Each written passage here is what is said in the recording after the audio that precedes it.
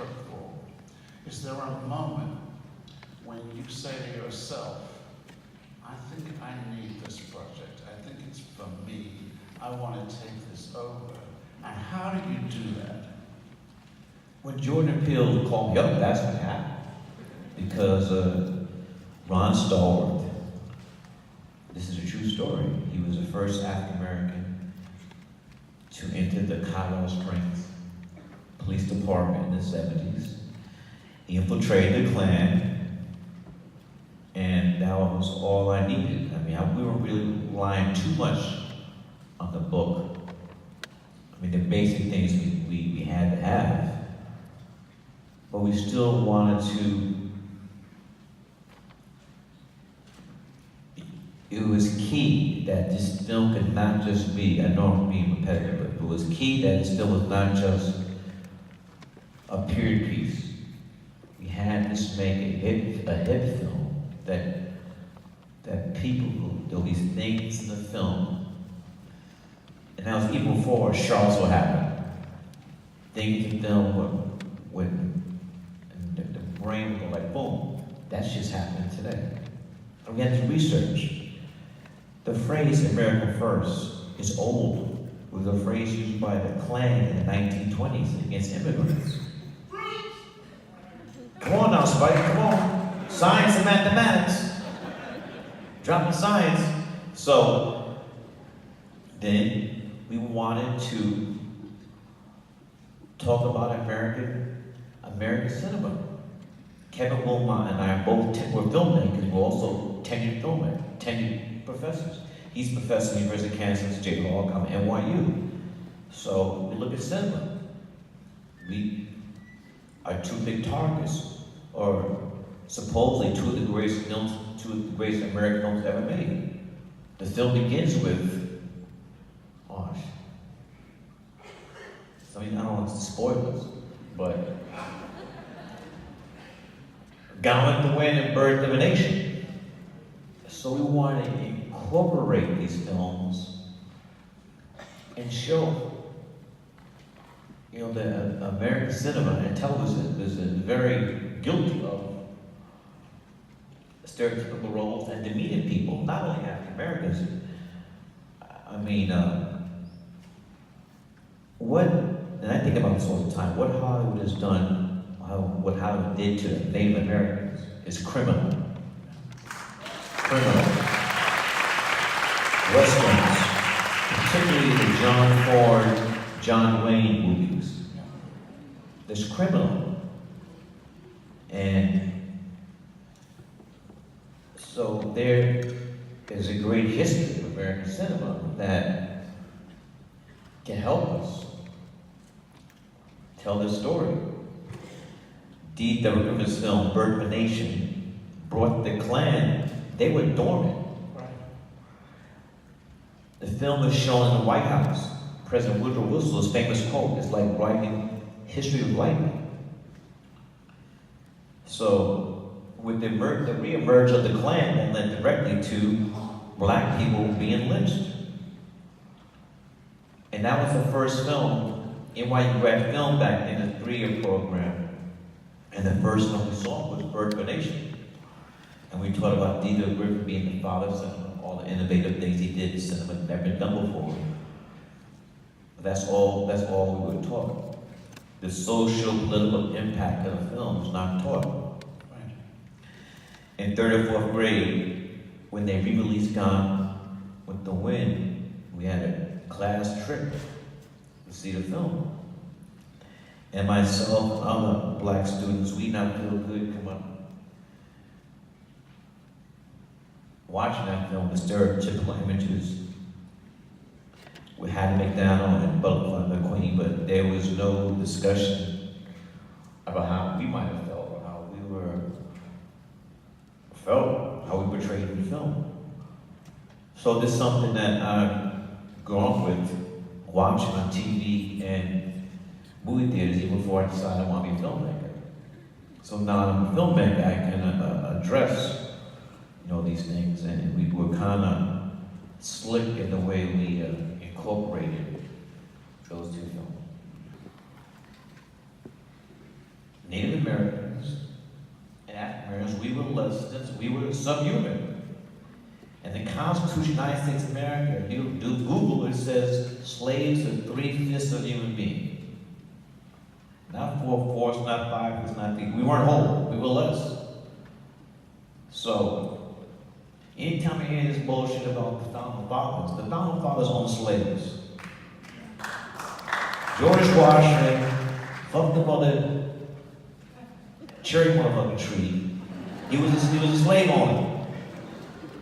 Sal Hemings was 13 years old when Thomas Jefferson, that's kind of underage, even back then. So, we cannot move forward, in my opinion, to acknowledge what this country is built upon. And I find it ludicrous when this guy in the White House, I didn't say his name, I call him Agent Orange. Shout out to Agent Orange. Shout out to Buster Rhymes who came with that.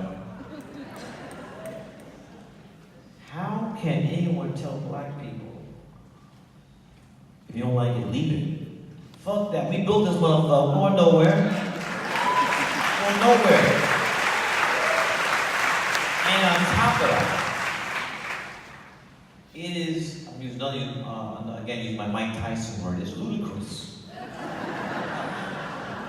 All my broken people, Buster, Mike Tyson, it's ludicrous that call black people unpatriotic. The first person to die for this country was a black man. His name was Chris Adams. Google. We have fought every war. Many times, many wars we still weren't allowed to vote. So we've been over patriotic. I want to keep it 100. I had it. So all this though comes back to cinema. And it's not just Native Americans. It's not just Africans. It's women. Look at the trans women over here. So Hollywood, in a lot of ways, has dehumanized people. So that's why it's so important for people have to tell their own stories. That's what it comes down to. But unlike any other art form, it costs a lot of money. But it's a powerful, powerful medium. Film and TV. That's why they don't want to give it up. Because they understand the power that's behind those images. The first time I understood the power of film was, I went to 42nd Street, back was 42nd Street to see a Bruce Lee film. I don't know, it was Into the Dragon and 5 Things of Death. Anyway, after the movie came out, there was 1,000 kids run up and down the block, hitting each other in the head with nunchucks, doing supposedly flying kicks, landing on their ass. And that's just because they just saw Bruce Lee. And then later on, Superfly came out. Everyone was getting his permanent hair, like Ron O'Neal. I wonder why these fake white fur coats and want to be coke dealers. So I always had like a love-hate relationship with black exploitation films because I understood why we were happy to see ourselves on screen. We didn't care what the role was, just to see ourselves. But we had to, in fact, that discussion takes place. I know this sometimes, excuse me if I say some spoilers, because I know you're about to see the film. But what I've been ambivalent about black exploitation films. I understood people weren't, understood we were glad to see a brother kicking some white man's ass. I mean, that's why all the films had the same. And the thing about it though, the reason why they died out because the story is not. Studios started spending less money on it, and the story's not elevating. So it's like that was it. You're a filmmaker. time you spend making a film, how much time do you have to spend getting it together? This is a great question. It's something I tell my students all the time. I'm a tenured professor at NYU Film School, and I tell my students that this shit is hard. As hard as a motherfucker, excuse my language. There's nothing easy about filmmaking. This is a very tough business, and there are very few people, Spielberg, Lucas, Cameron, people like that, who can just go from project to project without any worry about finance. Everybody else, you're scuffling. So at this point, I'd like to give love to Jordan Peele. Give it up for Jordan.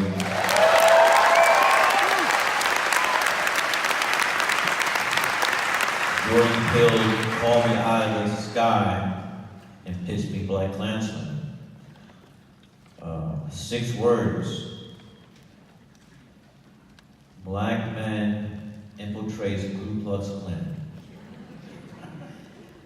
And automatically I thought of David Chappelle's skit. He said, nah, this is real. So he sent me the book of Ron Stallworth. And the script had been written already. But I knew what I wanted to do. It was a great opportunity to, even though the film took place in the 70s, I knew I could still, with my co-writer, Kevin Beaumont, we could still make this film contemporary.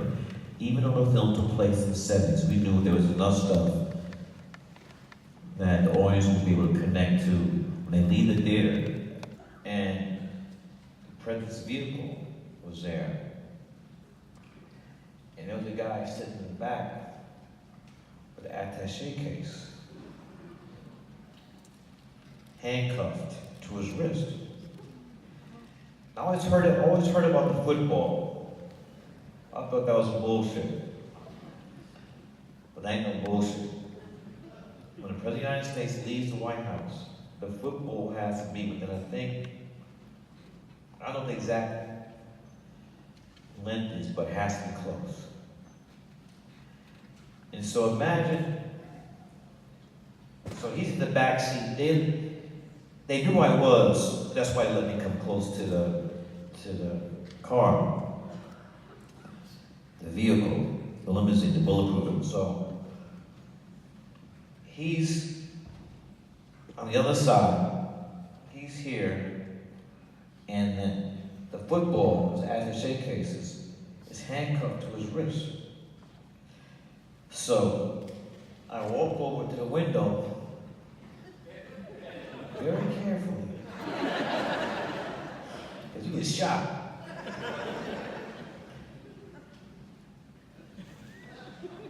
I go like this.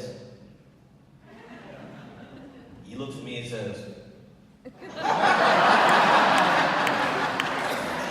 had a nightmare that night, with Obama as president. So I don't sleep well.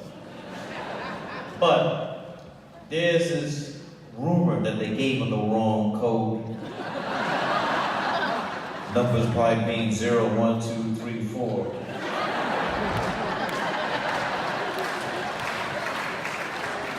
I've got to ask this question. But it's true.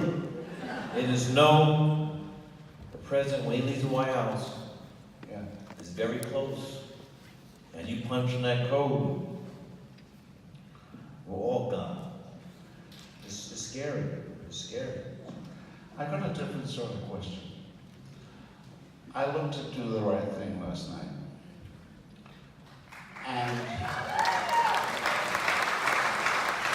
I know the film quite well. So what struck me last night was the Mookie. Your camera. Mookie. Well, it's all about stammering. He's the most mysterious, interesting character in the film. And I watched you with real pleasure the way you moved around. And now, sitting beside you tonight, I see the way you move, the way you sit, you have incredible coiled It's not embarrassing. But I wonder why you don't act more on the screen. I never liked it. Why not? Because you're so good at it. The only reason I was in She's to Have It because I can afford to pay anybody. And then people like that, and then the whole thing happened with Michael Jordan and Nike, so then I was in school days before that and do the right thing.